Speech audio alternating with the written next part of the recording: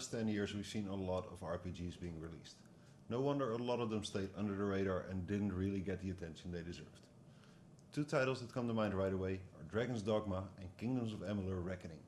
Where Dragon's Dogma got its re-release last year, the studio that made Kingdoms of Amalur shut down a couple years ago, so I don't think we'll ever see a sequel or a remake to this one. But it's still really worth checking out, so let's see what makes this game so great even after 7 years.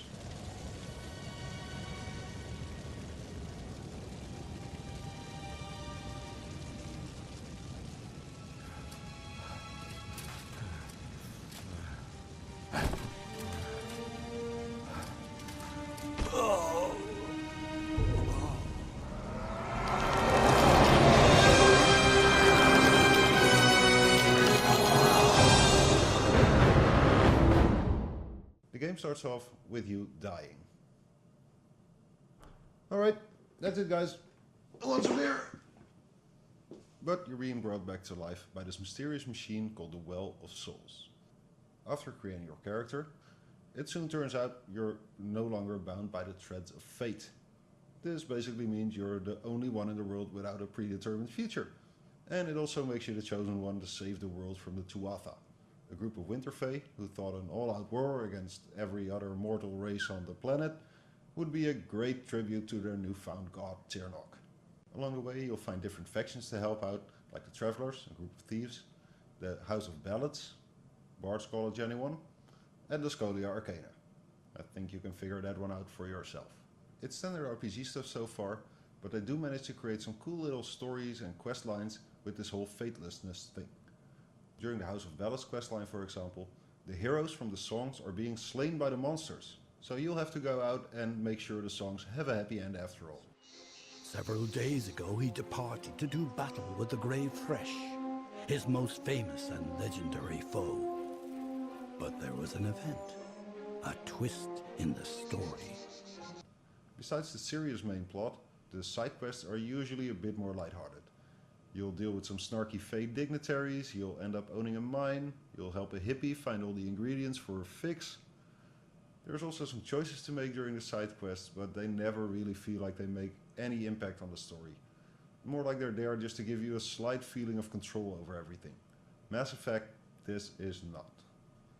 The main story never really manages to drag you in, but in the end it's a great excuse to keep exploring the beautiful fae lands. You don't know when to die.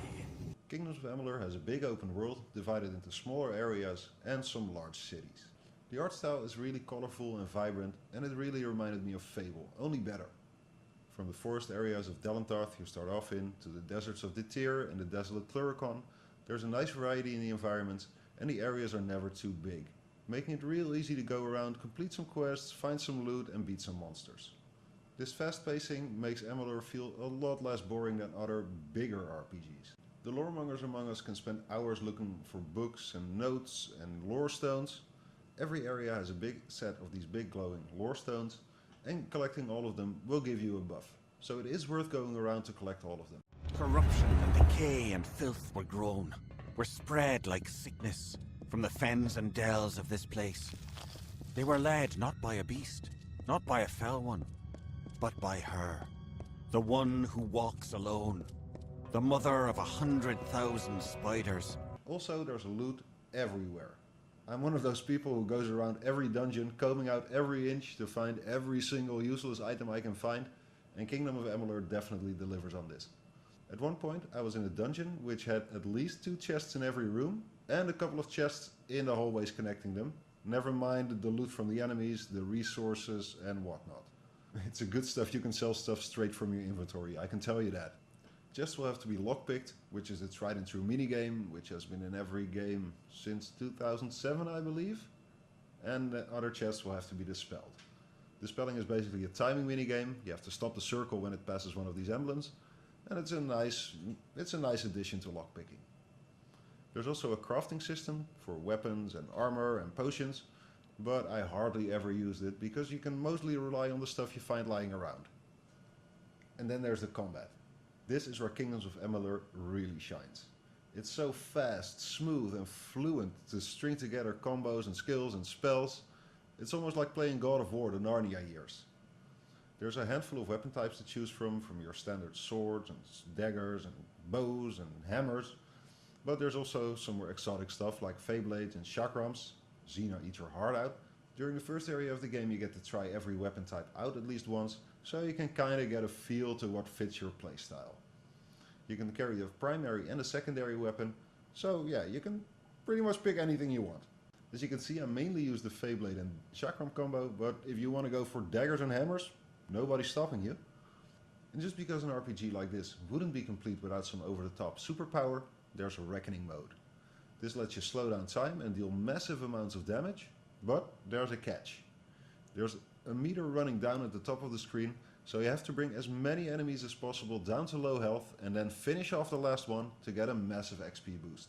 The game isn't that hard to begin with, so the whole Reckoning thing does feel kind of OP, but it can be handy during a couple of boss battles.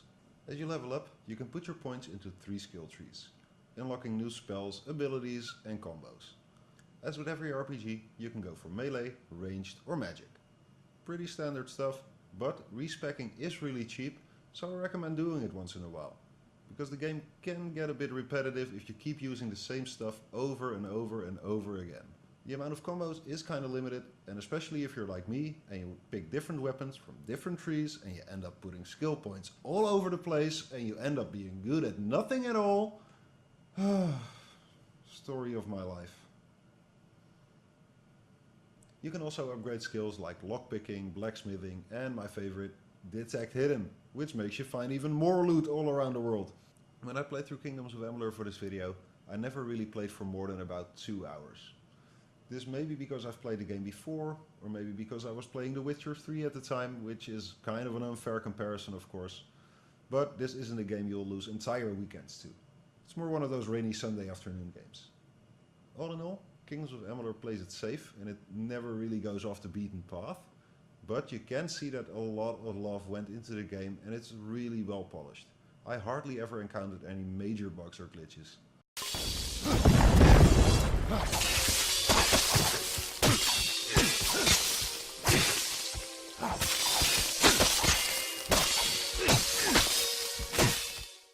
So if you're new to RPGs, or if you're just looking for a game that won't take up hundreds of hours of your time, Kingdoms of Amalur is definitely worth picking up.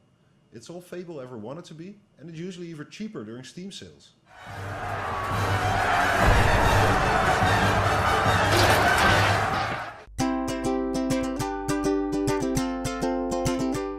Hey guys, Neil here. Thanks so much for watching and sticking with me all the way till the end. You're awesome! If you liked the video, don't forget to leave a like, and if you want to see more, be sure to hit that subscribe button as well. Hope to see you next time. Peace!